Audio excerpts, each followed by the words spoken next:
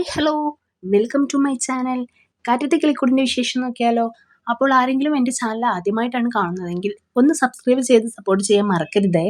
അങ്ങനെ നമ്മൾ നിധിയും നികേഷും കൂടി ഇങ്ങനെ നടന്നു വരികയാണ്. നികേഷ് ഓരോ കാര്യങ്ങൾ കോളേജിലത്തൊക്കെ നിധിയുടെ അടുത്ത് ഇങ്ങനെ സംസാരിക്കുന്നുണ്ട് കേട്ടോ. നിധിയാണെങ്കിൽ വേറെ ലോകത്താണ്. നികേഷിൻ്റെ അമ്മയെ പോലെ ചായമുള്ള ഒരാളെ വഴിയിൽ വെച്ച് കണ്ടിട്ടുണ്ടായിരുന്നല്ലോ. അപ്പോൾ ആ കാര്യങ്ങൾ ഇങ്ങനെ ആലോചിക്കുകയാണ്.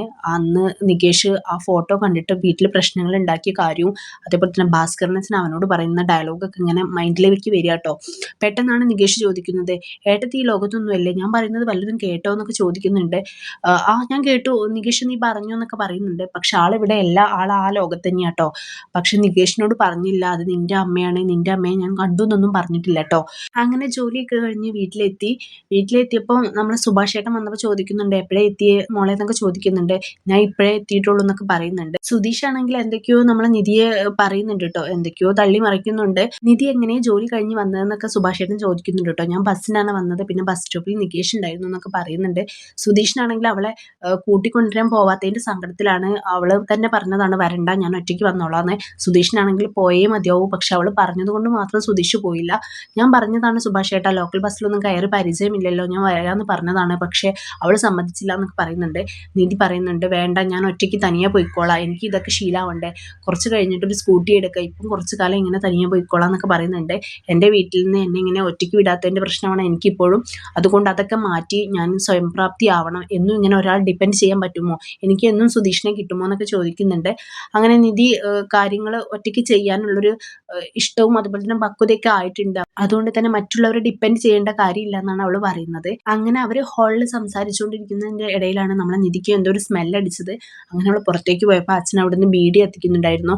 അച്ഛനോട് ചോദിക്കുന്നുണ്ട്, എന്തൊരു നാറ്റാണ് ഇതെന്ന്. അപ്പോൾ അച്ഛൻ പറയുന്നുണ്ട്, ഇതിനാണോ നാറ്റെന്ന് പറയുന്നത്, ഞങ്ങളൊക്കെ സെപ്റ്റിക് ടാങ്കിൽ നിന്ന് വരുന്ന സ്മെല്ലിനെയാണ് നാറ്റെന്ന് പറയുക, ഇതിന് നാറ്റെന്ന് പറയാൻ പറ്റുമോ, ഇത് നല്ല കാര്യമല്ലേ ഞാൻ ചെയ്യുന്നത്, അപ്പം എന്ത് നല്ല കാര്യം, ഞാൻ ഈ കള്ള് കുടിക്കുന്നു അതുപോലെ തന്നെ ബീഡി കത്തിക്കുന്നതൊക്കെ നല്ല കാര്യം തന്നെയാണെന്നൊക്കെയാണ് അയാൾ പറയുന്നത് കേട്ടോ. അപ്പം നമ്മളെ നിധി ചോദിക്കുന്നുണ്ട്, അതെങ്ങനെ നല്ല കാര്യമാവുമെന്ന്. വേറെ ഒന്നുമല്ല, സർക്കാരിനെ പ്രൊമോട്ട് ചെയ്തുകൊണ്ടാണ് കേട്ടോ പറയുന്നത്. സർക്കാരിനൊരു സഹായം അതുപോലെ തന്നെ ജനങ്ങൾക്കൊരു സഹായം, ചെറിയ വിലയ്ക്ക് ഉണ്ടാക്കിയിട്ട് നമ്മളെ കുടിയന്മാർ വലിയ വിലയ്ക്കാണല്ലോ ഇത് വാങ്ങിക്കുന്നത്, അതാണ് ഇപ്പോൾ അച്ഛൻ ഇവിടെ ഉദ്ദേശിച്ചത്. അതുപോലെ തന്നെ പാവപ്പെട്ട ബീഡി കമ്പനിയിലെ തൊഴിലാളികളെയും കുറിച്ച് പറയുന്നുണ്ട്, അവരെ ഞാനൊന്ന് സഹകരിക്കുന്നു അത്രയേ ഉള്ളൂ എന്നൊക്കെ പറയുന്നുണ്ട് കേട്ടോ. അപ്പോൾ അച്ഛൻ ചെയ്യുന്നതൊന്നും തെറ്റല്ല, ഇതൊക്കെ അവരോടുള്ള സ്നേഹം കൊണ്ട് ചെയ്യുന്നു എന്നുള്ളൊരു രീതിക്കാണ് ഇപ്പോൾ പറയുന്നത്. അപ്പം പിന്നെ ഇത് കഴിഞ്ഞിട്ട് നമ്മളെ നിധിക്ക് ഇത് ചോദിക്കണമെന്നുണ്ട് കേട്ടോ, ഇന്ന് നികേഷിൻ്റെ അമ്മയെ കണ്ട കാര്യം. അപ്പോൾ അവൾ പറയുന്നുണ്ട്, കുറേ കാലമായിട്ട് ഞാൻ ചോദിക്കുന്നു, എനിക്കൊരു ഉത്തരം കിട്ടിയില്ല, പക്ഷേ എനിക്കിപ്പോൾ ചോദിക്കേണ്ട ഒരു ആവശ്യം വന്നു, അതുകൊണ്ട് ചോദിക്കുകയാണ്, നികേഷിൻ്റെ അമ്മ ഇപ്പോൾ എവിടെയുണ്ടെന്ന് ചോദിക്കുന്നുണ്ട് കേട്ടോ. ഇത് കേട്ട പാതി കേൾക്കാത്ത പാതി നമ്മളെ ഭാസ്കരനച്ഛന് നന്നായിട്ട് ദേഷ്യം വന്നു. എപ്പോഴും നമ്മളെ നിധി ഇടയ്ക്കിടെ ഇത് ചോദിക്കുന്നുണ്ടല്ലോ. അപ്പോൾ ഈ ഒരു ടോപ്പിക് ആണെങ്കിൽ അയാൾക്ക് പറയാനും താല്പര്യമില്ല. അച്ഛൻ്റെ ഭാഗത്തുനിന്ന് ഉത്തരവൊന്നും കിട്ടാതായപ്പോൾ നിധി ചോദിക്കുന്നുണ്ട്, അവരിപ്പോൾ എവിടെ, തിരുവനന്തപുരത്ത് തന്നെ ഉണ്ടോന്ന്. അപ്പോൾ അച്ഛൻ പറയുന്നുണ്ട് കേട്ടോ, നീ ആദ്യം ചോദിച്ചതിനുള്ള ഉത്തരം ഞാൻ തരാതിരിക്കുമ്പോൾ ഇതിനുള്ള ഉത്തരം ഞാൻ തരുമോ, ഒന്ന് പോയേ, ഇതൊന്നും എനിക്ക് അറിയേണ്ട കാര്യമില്ല, ഇതൊന്നും എന്നോട് ചോദിക്കേണ്ട എന്നൊക്കെ പറഞ്ഞ് ഭാസ്കരനച്ഛൻ ഒഴിഞ്ഞു മാറുമ്പോൾ നിധി പറയുന്നുണ്ട്, എന്നാൽ ഞാൻ ഇന്ന് അവരെ ഞാൻ ഇന്ന് കണ്ടിരുന്നു, അത് എന്തായാലും നികേഷിൻ്റെ അമ്മ തന്നെയാണ്, ഞാൻ അന്ന് ഫോട്ടോ കണ്ടത് വെച്ചിട്ട് എനിക്ക് ഓർമ്മയുണ്ടെന്നൊക്കെ പറയുമ്പോൾ അച്ഛൻ പറയുന്നുണ്ട്, ഓ ഒരു ഫോട്ടോ കണ്ടിട്ടാണ് നീ അത് തീരുമാനിക്കുന്നത്.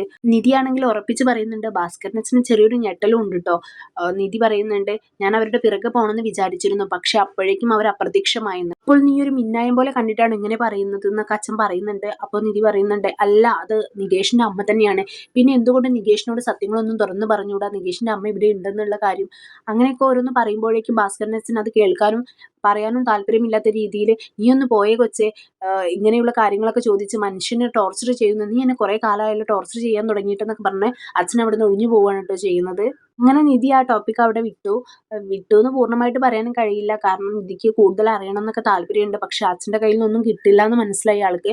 അങ്ങനെ പിറ്റേന്ന് രാവിലെ ആയപ്പോൾ നമ്മളെ നിധി അടുക്കളയിലൊക്കെ കയറി സവാളയൊക്കെ അരിയുന്നുണ്ട് കേട്ടോ. സുഭാഷ് ഏട്ടനെ ഹെൽപ്പ് ചെയ്തുകൊണ്ടിരിക്കുന്നുണ്ട്. സുഭാഷ് ഏട്ടൻ വേണ്ടെന്നൊക്കെ പറയുന്നുണ്ട്, പക്ഷെ നിധി ചെയ്തുകൊണ്ടിരിക്കുന്നുണ്ട് കേട്ടോ. അങ്ങനെ നമ്മളെ നികേഷിൻ്റെ പാത്രത്തിൽ ചോറൊക്കെ ആക്കി കൊടുക്കുന്നുണ്ട് കേട്ടോ. ആ സമയത്ത് അച്ഛൻ അങ്ങോട്ട് വരുന്നുണ്ട്. അച്ഛൻ പെട്ടെന്ന് നമ്മളെ നിധിയെ അടുക്കളയിൽ വെച്ച് കണ്ടപ്പോൾ ചെറിയൊരു ടെൻഷൻ, ഇനി എന്തെങ്കിലുമൊക്കെ സുഭാഷ് ഏട്ടൻ്റെ മുന്നിൽ വെച്ചിട്ട് ചോദിക്കുകയോ ഇല്ല എന്നൊക്കെ ഒരു പേടി. പക്ഷേ പെട്ടെന്ന് വന്നിട്ട് വെള്ളം കുടിച്ചുകൊണ്ട് പോവുകയാണ് ചെയ്തത്, കാരണം അധികം അവിടെ നിന്നാൽ ശരിയാവില്ല, നിധി എന്തെങ്കിലും ചോദിക്കുന്നു വിചാരിച്ചിട്ട്. നിധിയാണെങ്കിൽ അച്ഛനെ കണ്ടപ്പോൾ ഒരു മന്ദഗതി തോന്നിയിട്ട് അച്ഛൻ്റെ പിറകെ പോയിരുന്നു. എന്തോ തന്നിൽ നിന്ന് മറച്ചു വെക്കുന്നുണ്ടെന്നുള്ള കാര്യമൊക്കെ നിധിക്കും തോന്നിയിട്ടുണ്ടായിരുന്നു. പക്ഷെ ഇപ്പൊ ഇനി ചോദിച്ചാൽ ശരിയാവില്ല എന്ന് വിചാരിച്ചിട്ട് അവളൊന്നും ചോദിക്കുന്നില്ല കേട്ടോ. നമ്മളെ സുധീഷ് ആണെങ്കിൽ ഓടി കിതച്ചൊക്കെ വരുന്നുണ്ട്. സംഭവം വേറെ ഒന്നുമല്ല, നമ്മളെ നിധി പോകുന്നതിന് മുമ്പ് അവളെ ഡ്രോപ്പ് ചെയ്യാന്ന് വിചാരിച്ചിട്ട് വേഗം ജോലിയൊക്കെ കഴിച്ചു വന്നതാണ് കേട്ടോ. നിധി പോകാനുള്ള ടൈം ആയിട്ടേ ഉള്ളൂ, ഞാൻ നേരം വൈകിയെന്ന് വിചാരിച്ചെന്നൊക്കെ പറയുന്നുണ്ട്. അപ്പൊ നിധി ചോദിക്കുന്നുണ്ട് എന്തിനും ചോദിക്കുമ്പോൾ വേണ്ട നമുക്ക് പോകണ്ടേന്ന് ചോദിക്കുമ്പോൾ ഞാൻ ഇന്ന് നികേഷിന്റെ കൂടെ ബസ്സിലാണ് പോകുന്നതെന്ന് പറയുന്നുണ്ട് കേട്ടോ. അപ്പോഴേക്കും നമ്മളെ സുധീഷിന് ആകെ ചടച്ച്. സുധീഷ് പറയുന്നുണ്ട് കേട്ടോ ബസ്സിലൊന്നും പോകണ്ട, അതുകൊണ്ടാണല്ലോ ഞാനിപ്പോൾ വേഗം ഇങ്ങോട്ട് വന്നത് എന്നൊക്കെ പറയുമ്പോൾ നിധി പറയുന്നുണ്ട് എനിക്ക് വേണ്ടി ജോലി ഒഴിവാക്കി വരാൻ ഞാൻ പറഞ്ഞു, അതിൻ്റെ ഒന്നും ആവശ്യമില്ല. സുധീഷ് എന്നും എന്നെ കൊണ്ടുവിടാൻ നിൽക്കുമോ എന്നൊക്കെ ചോദിക്കുന്നുണ്ട്. അതൊന്നും ശരിയാവില്ല, ഞാനും നികേഷും കൂടെ പോയിക്കോളാം എന്നൊക്കെ പറയുന്നുണ്ട് കേട്ടോ.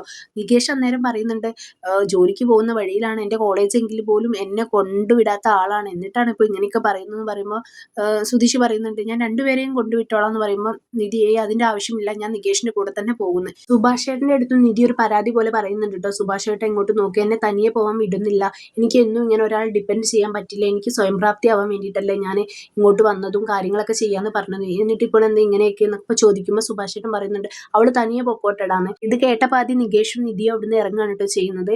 പക്ഷെ അപ്പോഴേക്കും നമ്മളെ സുധീഷ് ആണെങ്കിൽ സുഭാഷ് ചേട്ടൻ്റെ പിന്നാലെ വന്നിട്ട് സുഭാഷ് ചേട്ടൻ ഒന്ന് പറയും എൻ്റെ കൂടെ വരാൻ പറയുന്നു ഇങ്ങനെ പറയുന്നുണ്ട്. പക്ഷെ സുഭാഷ് ചേട്ടൻ പറഞ്ഞില്ല കേട്ടോ. പോകുന്ന വഴിക്ക് നമ്മളെ നിധി അച്ഛനെയൊക്കെ ഒന്ന് നോക്കുന്നുണ്ട്, ഒന്നും പറയുന്നൊന്നുമില്ല കേട്ടോ, വെറുതെ ഒന്ന് നോക്കുന്നുള്ളൂ. ഭാസ്കരനച്ഛനാണെങ്കിൽ മനസ്സിലുണ്ട് ഇവളാണെങ്കിൽ ഇത് വിടുന്ന പ്രശ്നമില്ലല്ലോ, എന്നെ വിടാതെ പിടിച്ചിട്ടുണ്ടല്ലോ എന്നൊക്കെ മനസ്സിലുണ്ട് കേട്ടോ. സുധീഷ് ആണെങ്കിൽ ഏട്ടനോട് പരാതി പറയുന്നുണ്ട് സുഭാഷ് ഏട്ടനോട്. സുഭാഷ് ഏട്ടൻ എന്ത് പണിയാണ് കാണിച്ചത്, അവൾ തനിയെ പോവാന്ന് പറയുമ്പോഴേക്കും പൊയ്ക്കോന്നാണോ പറയേണ്ടത്, സുധീഷ് കൊണ്ടുവിടുന്ന ഒരു വാക്ക് പറഞ്ഞാൽ പോരായിരുന്നു. എനിക്ക് ആകെ അവളുടെ കൂടെ നല്ല പോലെ സംസാരിക്കാൻ കിട്ടുന്ന ഒരു അവസരമാണ് ഇങ്ങനെ കാറിൽ പോകുമ്പോൾ. ഈ വീട്ടിലാണെങ്കിൽ അവള് വന്നു കഴിഞ്ഞാൽ സുഭാഷ് ഏട്ടാന്ന് വിളിച്ചൊരു വഴിക്ക് പോകും, പിന്നെ അതുപോലെ തന്നെ നികേഷയെ വിളിച്ച് വേറൊരു വഴിക്ക് പോകും. അവൾക്ക് ഞാൻ ആരാണെന്ന് പോലും എനിക്ക് പലപ്പോഴും സംശയം തോന്നിയിട്ടുണ്ട് സുഭാഷ് ഏട്ടാന്നൊക്കെ പറയുമ്പോൾ സുഭാഷ് ഏട്ടനും പറയുന്നുണ്ട് കേട്ടോ എനിക്കും മോനെ അങ്ങനെ ഒരു സംശയം ഉണ്ടെന്ന്. അങ്ങനെ അതൊക്കെ പറഞ്ഞ് സുധീഷിന് ദേഷ്യം പിടിച്ച് സുധീഷ് ഉള്ളിലേക്ക് പോവുകയാണ് ചെയ്യുന്നത്. നിധിയാണെങ്കിൽ ജോലി സ്ഥലത്ത് എത്തിയിട്ടുണ്ട്. അവൾ അവിടെ എത്തി അവളുടെ വർക്ക് തുടങ്ങിയിട്ടുണ്ട്, ഒരു ഡിസൈൻ ഒക്കെ വരച്ചുകൊണ്ടിരിക്കുന്നുണ്ട്. അതിന്റെ ഇടയിൽ നിധിയുടെ വർക്ക് കഴിഞ്ഞോ ഡിസൈൻ വരച്ചു കഴിഞ്ഞോ എന്നൊക്കെ ചോദിച്ചിട്ട് കോളൊക്കെ വരുന്നുണ്ട്. ഒരു 5 മിനിറ്റിന്റെ ഉള്ളിൽ കഴിയുമെന്നൊക്കെ പറയുന്നുണ്ട് കേട്ടോ. നിധിയാണെങ്കിൽ ടെൻഷൻ പിടിച്ച് വരയ്ക്കുന്നൊക്കെ ഉണ്ട്. അങ്ങനെ അതൊക്കെ കഴിഞ്ഞ് പ്ലാൻ കാണിച്ചു കൊടുക്കാൻ വേണ്ടിയിട്ട് ഉള്ളിലേക്ക് കയറുന്നുണ്ട് കേട്ടോ. പക്ഷെ അവളുടെ പ്ലാനിൽ ചെറിയ പ്രശ്നങ്ങളൊക്കെ പറയുന്നുണ്ട്. അതുപോലെ തന്നെ ഒരു പ്ലാൻ വരയ്ക്കാൻ ഇത്രയും ടൈം എടുക്കേണ്ട ആവശ്യമുണ്ടോ എന്നൊക്കെ ചോദിക്കുന്നുണ്ട് കേട്ടോ. അങ്ങനെ അവിടെയുള്ള ബോസ് നിധിയെ ചെറിയ രീതിയിലൊക്കെ ഇൻസൾട്ട് ചെയ്യുന്നുണ്ട്. ചെയ്യുന്നതിൽ ഒരു പെർഫെക്ഷൻ വേണ്ട, അതുകൊണ്ടാണ് ഇത്ര ടൈം എടുത്തതെന്നൊക്കെ പറയുന്നുണ്ട്. അവളുടെ കൂടെയുള്ള സ്റ്റാഫ് അവളൊരു ഗോൾഡ് മെഡൽ വാങ്ങിച്ച കുട്ടിയാണെന്ന് പറയുമ്പോൾ അതിന്റെ പെർഫെക്ഷൻ ഒന്നും ഈ വരച്ചതിൽ കാണുന്നില്ലല്ലോ എന്നൊക്കെ ആ ബോസ് പറയുമ്പോൾ നിധിക്ക് ചെറിയ രീതിയിൽ സങ്കടമാവും കേട്ടോ. അപ്പൊ നിധി പറയുന്നുണ്ട് ആദ്യമായിട്ട് ചെയ്യില്ല, അതിന്റെ ഒരു പ്രശ്നമാണ്, ഇനി ശരിയാക്കിക്കോളാം എന്നൊക്കെ പറഞ്ഞിട്ട് ആ ഒരു ചാർട്ട് തിരിച്ചു വാങ്ങുന്നുണ്ട്. അങ്ങനെ അവളുടെ തെറ്റുകൾ തിരുത്താനൊക്കെ പറയുന്നുണ്ട് കേട്ടോ. വീട്ടിലാണെങ്കിൽ പണിക്കാർ വന്നിട്ടുണ്ട്, പുതിയൊരു ബാത്റൂം എടുക്കാനും അതുപോലെ തന്നെ ഓടൊക്കെ പൊട്ടിയത് മാറ്റാനും വേണ്ടിയിട്ട് ആൾക്കാരൊക്കെ വന്നിട്ടുണ്ട് കേട്ടോ. സുഭാഷ് ചേട്ടൻ്റെ പണിക്കാരാണ് വീട്ടിലേക്ക് വന്നത്. എന്നപ്പോൾ തന്നെ അയാൾ പറയുന്നുണ്ട് കേട്ടോ വരുന്ന വഴിയിൽ നിങ്ങളെ വല്യച്ഛനെ കണ്ടിരുന്നു, എവിടെയാണ് പണിയെന്ന് ചോദിച്ചപ്പോൾ നിങ്ങളുടെ വീട്ടിലാണെന്ന് ഞാൻ പറഞ്ഞിട്ടുണ്ടെന്ന് പറയുമ്പോൾ തന്നെ സുഭാഷ് ചേട്ടനും അതുപോലെ തന്നെ അനിയന്മാർക്കൊക്കെ പേടിയായിട്ടോ. കാരണം ഇനിയെങ്ങാനും പ്രശ്നം ഉണ്ടാക്കാൻ വരുമോ, കാരണം ഇവിടെ എന്തെങ്കിലും പണി നടക്കുന്നത് പാടില്ല എന്നാണ് വല്യച്ഛനും അമ്മായിയൊക്കെ പറയുന്നത്. അപ്പൊ എന്തെങ്കിലും അറിഞ്ഞ് പ്രശ്നം ഉണ്ടാക്കാൻ വരുമെന്നൊരു ടെൻഷൻ ഉണ്ട്. സുധീഷാണെങ്കിൽ പറയുന്നുണ്ട് കേട്ടോ അവര് വരട്ടെ, വന്നിട്ട് നമുക്ക് ബാക്കി കാര്യങ്ങളൊക്കെ നോക്കാന്ന്. അപ്പോഴേക്കും ഹരീഷൊക്കെ പണിസ്ഥലത്ത് നിന്ന് വന്നിട്ടുണ്ട്. ഇവിടെ പണിക്കാരൊക്കെ ഇത്രയും വന്നതല്ല, അപ്പോൾ വന്ന് നോക്കി പോവാന്ന് വിചാരിച്ചിട്ട് വന്നതാണെന്ന് പറയുന്നുണ്ട് കേട്ടോ. അങ്ങനെ അവർ പണിയൊക്കെ എടുക്കാൻ തുടങ്ങി. കുറച്ച് കഴിഞ്ഞപ്പോഴാണ് ലളിതയും ഗംഗാധരനും കൂടി അങ്ങോട്ട് വരുന്നത്. കാര്യങ്ങളൊക്കെ അറിഞ്ഞിട്ടാണ് വരുന്നത്. വന്ന പടേ പറയുന്നുണ്ട് ഓട് മാറ്റാൻ കയറിയ ആളോട് പറയുന്നുണ്ട് നിലത്തിറങ്ങ്, ആരാ നിങ്ങളോട് ഇതൊക്കെ ചെയ്യാൻ പറഞ്ഞതെന്ന് പറയുമ്പോൾ ഭാസ്കരനച്ഛൻ അവരോട് പറയുന്നുണ്ട് ഞങ്ങളാണ് നിങ്ങളെ പണിയെടുപ്പിച്ചത്, നിന്റെ മുട്ടുകാൽ ഞാൻ തല്ലിയൊടിക്കും, മര്യാദയ്ക്ക് പണിയെടുത്തോ, പറഞ്ഞ സമയത്തിനുള്ളിൽ എടുത്തോ എന്നൊക്കെ പറഞ്ഞ് അയാളോട് ദേഷ്യപ്പെടുന്നുണ്ട്. പക്ഷേ ഗംഗാധരനും ലളിതയും ആണെങ്കിൽ അയാളോട് ഇറങ്ങാനും പറയുന്നുണ്ട് കേട്ടോ. ഇതൊക്കെ കേട്ടിട്ട് പിന്നാമ്പുറത്തുനിന്ന് സുഭാഷ് ചേട്ടനും അനിയന്മാരും കൂടി വരുന്നുണ്ട് കേട്ടോ. എന്നിട്ട് ചോദിക്കുന്നുണ്ട് നിങ്ങൾ എന്തിനാ ഈ വീട്ടിൽ പണിയെടുപ്പിച്ചതെന്ന് ചോദിക്കുമ്പോൾ ഞങ്ങളുടെ വീട് ഞങ്ങളുടെ ഇഷ്ടത്തിന് ചെയ്യിപ്പിക്കും എന്നൊക്കെ പറയുമ്പോൾ ഇവർ പറയുന്നുണ്ട് ഇവിടെ പണിയെടുപ്പിക്കാൻ പാടില്ല എന്നാണ് കോടതിയുടെ വിധി, കോടതിയുടെ വിധിയെ ലംഘിച്ചാണ് നിങ്ങളിപ്പോൾ ഇത് ചെയ്യുന്നത്, ഇവിടെ ഒന്നും ചെയ്യരുതെന്ന് പറയുമ്പോൾ ഭാസ്കരനച്ഛൻ പറയുന്നുണ്ട് ഇത് എൻ്റെ വീടാണ്, എൻ്റെ അച്ഛൻ എനിക്ക് തന്ന വീടാണെന്നൊക്കെ പറയുന്നുണ്ട് കേട്ടോ. പക്ഷെ ലളിത അതൊന്നും സമ്മതിക്കുന്നില്ല, ഇത് നിങ്ങളുടെ വീടൊന്നുമല്ല, ഇവിടെ ഒരു പണി എടുപ്പിക്കാൻ പറ്റില്ല എന്ന്. സുഭാഷ് ചേട്ടനാണെങ്കിൽ കുറച്ച് സോഫ്റ്റിലാണ് കാര്യങ്ങൾ പറയുന്നത്. മഴക്കാലമായ ഇവിടെ കിടക്കാൻ പറ്റില്ല, ഓട് ഭയങ്കര ചോർച്ചയാണ്, അതുപോലെ തന്നെ പുറത്തൊരു ബാത്റൂം എടുക്കുന്നുണ്ട്, അത്രേ ചെയ്യുന്നുള്ളൂ എന്ന്. ഇത് കേൾക്കുമ്പോൾ ലളിത പറയുന്നുണ്ട് ഓ അത്രേ ചെയ്യുന്നുള്ളൂ എന്നുള്ള, ഇപ്പോൾ ഉള്ള ബാത്റൂം ഒന്നും പോരെ നിങ്ങൾക്കെന്ന് ചോദിക്കുന്നുണ്ട് കേട്ടോ. അതൊന്നും പോരാ, എൻ്റെ ഭാര്യയ്ക്ക് അത് പോരാന്ന് സുധീഷ് എടുത്ത് പറയുന്നുണ്ട്. നിന്റെ ഭാര്യയ്ക്ക് ഇപ്പോൾ കിടക്കുന്ന റൂം പോരാന്ന് പറഞ്ഞാൽ നിങ്ങൾ വേറെ എടുക്കുമെന്ന് ചോദിക്കുമ്പോൾ അതും ഞങ്ങൾ വേണമെങ്കിൽ എടുക്കുന്നു സുധീഷ് പറയുന്നുണ്ട് കേട്ടോ. എന്തായാലും രണ്ടു കൂട്ടരും ഭയങ്കര അഭിപ്രായ വ്യത്യാസത്തിലാണ് നിൽക്കുന്നത്. ഒരു കൂട്ടർ പണിയെടുപ്പിക്കണം എന്നും മറ്റൊരു കൂട്ടർ പണിയെടുപ്പിക്കാൻ പറ്റില്ല എന്നും. ഇത് കേസ് നടക്കുന്ന വീടാണ്, ഇവിടെ ഒരു പണി എടുപ്പിക്കാൻ പറ്റില്ല എന്നാണ് കോടതിയുടെ വിധി. അതിനെ ലംഘിച്ച് ഒന്നും ചെയ്യാൻ ഞങ്ങൾ സമ്മതിക്കില്ല എന്നൊക്കെ ഗംഗാധരനും ലളിതയും പറയുന്നുണ്ട് കേട്ടോ. അപ്പോൾ എന്തായാലും ലളിതയെയും അതുപോലെ തന്നെ ഗംഗാധരനെയും ഒക്കെ പേടിച്ചിട്ട് ഇവർ ഈ പണി എടുപ്പിക്കണ്ടെന്ന് വിചാരിക്കുമോ എന്നൊക്കെ നമുക്ക് കാത്തിരുന്ന് കാണാം കേട്ടോ. അതുപോലെ തന്നെ നികേഷിന്റെ അമ്മയുടെ കഥയും കൂടുതൽ അറിയാനുണ്ട്. അതൊക്കെ ഇനി കഥയിൽ വരുന്നുണ്ട്. കൂടാതെ നമ്മളെല്ലാവരും കാത്തിരുന്ന സുനന്ദയുടെ കല്യാണം കഴിഞ്ഞ് പോയതിനു ശേഷം അവളുടെ യാതൊരുവിധ വിവരവും ഇല്ലല്ലേ. സുനന്ദയെ വീണ്ടും ഫ്രെയിമിൽ കാണാൻ ആഗ്രഹിക്കുന്ന ഒരുപാട് പേരുണ്ടെന്നറിയാം.